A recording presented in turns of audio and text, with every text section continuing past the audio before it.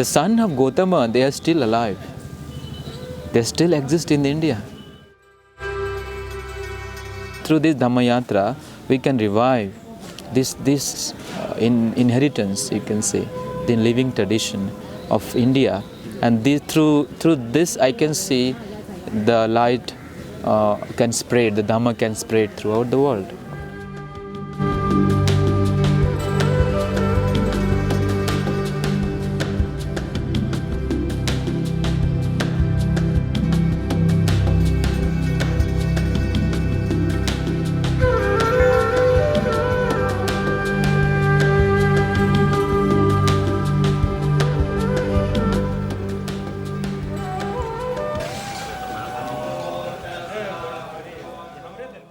I was given a special mission, and my father called my husband and I back from London. At that time I was still living in the UK, and it was a summer in 2005 that he called us forward, and it was a serious conversation because he said, I have this wish that I would like for you and Richard to carry out a wish if we can help to support the Theravada community.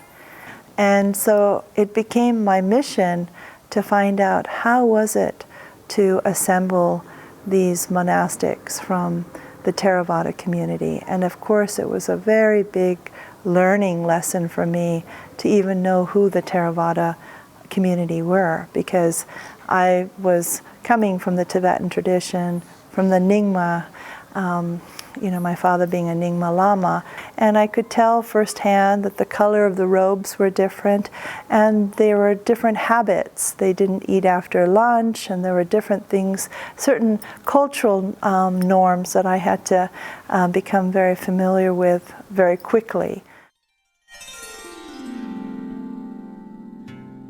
When we look back to our ancient roots, our history, we see Buddhism there. But we have skipped millennia. We have lost the contact with the living, breathing lineage and tradition. Why did that happen? I started to inquire these ruins that I would visit. They were just left as archaeological sites without any monks. जो स्तूप हैं और जो जहाँ खंडहरे हैं उसको living नहीं मान रहे, जहाँ टेम्पल्स हैं, जहाँ भगवान बुद्ध की प्रतिमाएं हैं, जहाँ बुद्ध गया, सारनाथ, कुशीनगर, लुम्बिनी जो भी है वो हमारे धर्म स्थल है, तो हम वहाँ जाते हैं तो बड़ी दूसरी भावना से जाते हैं। वहाँ पर्यटन की दृष्टि से नहीं जाते हैं, हम वहाँ घूमने नहीं जाते हैं, हम वहाँ पूजा करने जाते हैं, ध्यान करने जाते हैं। Somebody they said that why you have to come to propagate Buddhism in India. I say, but no, I never propagate Buddhism in India. I never. Because of Indian. This is the main birthplace of Buddhism.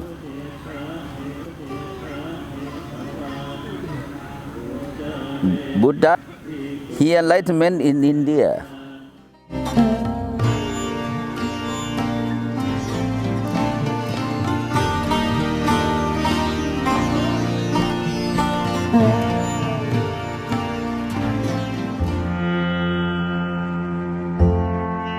This journey that we've been on, this Dhammayatra, has been inspired to remember the teachings of the Buddha in each of the places that he spent his 45 years after his understanding of enlightenment.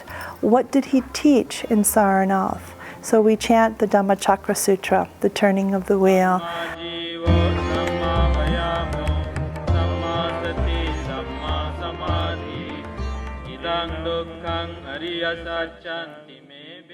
In New Delhi, we hope to be starting the Satipatthana Sutra at the historical site. And then, of course, in Sankasya, where the Abhidhamma was taught.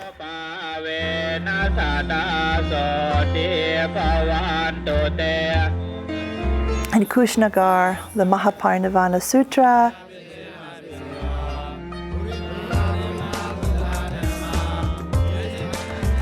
In Lumbini, we chant the particular sutras that have relative to the time that of that particular period.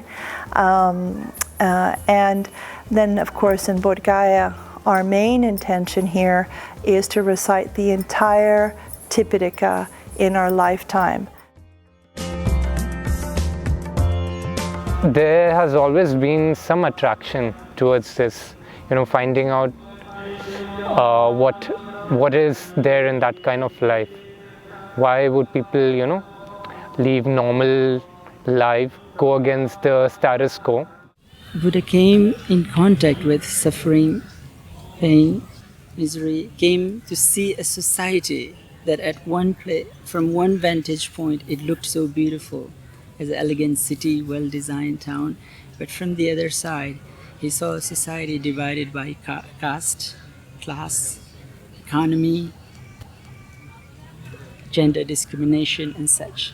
अगर हम Buddhism को उनको बताते हैं, धम्म को उनको बताते हैं, तो अगर उनके धम्म समझ में आता है तो वो एक जो महिला होती है वो पूरे फैमिली का टेक केयर करती है, तो उससे क्या होता है कि वो पूरी फैमिली चेंज हो जाती है। हम जो समाज में परिवर्तन चाह रहे हैं, हम चाह रहे हैं कि फिर से भारत में बौद्ध धर्म लौट के आए, तो ये तभी संभव है जब हम महिलाओं को भी इसी प्लेटफॉर्म पे लेके आएंगे। When people are given social justice, people are ensured liberty, equality and fraternity, then this is not to be imagined that it is drawn from French Revolution. It has been enshrined in the principles of Buddhism. Revolution which is brought about by Dr. Ambedkar is really exceptional.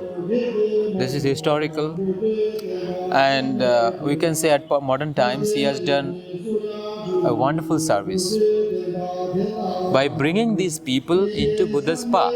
They want social equality, they want social freedom, and they want to come out of the casteism and such things. But Buddhism is far beyond that. But the main goal of Buddha's teaching is to freedom. The Buddha says, like the ocean have only one taste, the taste of salt. Similarly, the Dhamma have one taste, that is the taste of freedom.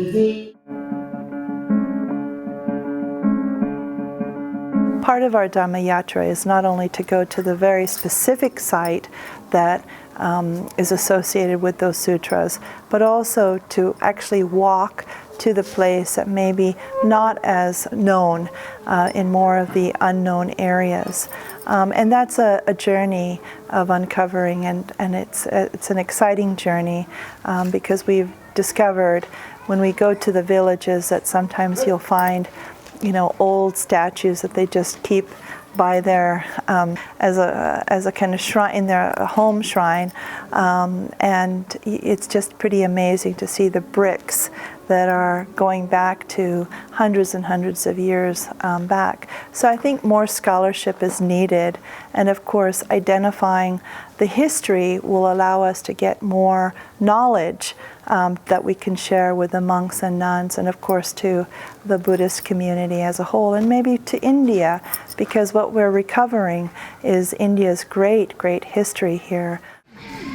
गांव के जब पानी बरसता था तो ये मिट्टी कटती थी, तो उस समय बहुत से कॉइन्स, फॉसिल्स, टेराकोटास, स्टोन इमेजेस ये अवेलेबल होते थे। मैं चाहता हूँ आप लोगों के प्रयास से इस पूर्ण धरती पर जहाँ भगवान बुद्ध जी का आगमन हुआ, तो आप लोग गवर्नमेंट ऑफ इंडिया को लिखें कि यहाँ पर डेवलपमेंट हो। जो हम लोग खड़े हैं इस जगह का नाम निगलियावा कहते हैं। यहाँ पर अशोक स्तंभ है। अभी दो भाग में अशोक स्तंभ है, एक ज़मीन के नीचे कुछ खंड नीचे है और एक बाहर में लेटा पड़ा हुआ। पहले ये अशोक स्तंभ इधर जो पोखरी है, एक तालाब है, तालाब के छेड़ में एक था।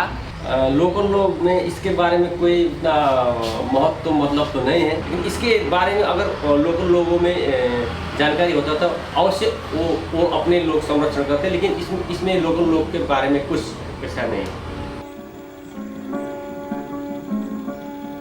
we are developing now Kapil Vastu circuit. Kapil Vastu used to be a kingdom of Sakyamuni Buddha, and it had a wider, frontiers.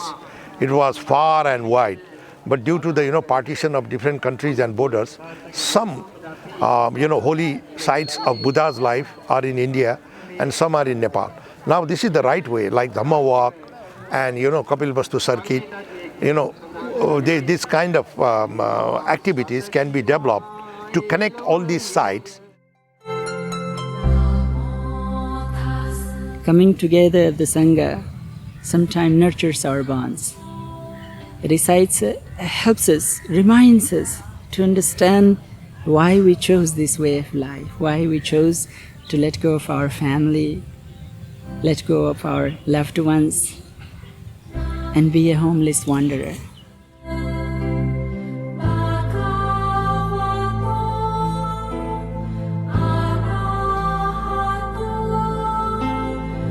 So the Theravada monks, they are coming into the one umbrella, and that too in India. I can see after thousands of years this is happening.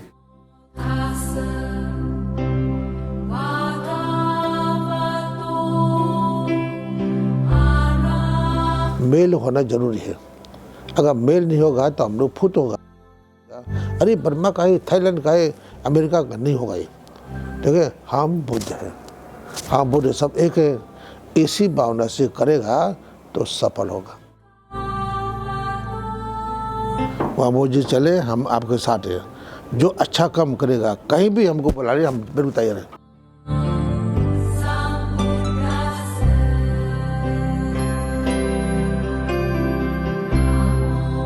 When we could come together and remember the teachings of the Buddha, it brought us together. It unified us without having any sense of boundaries.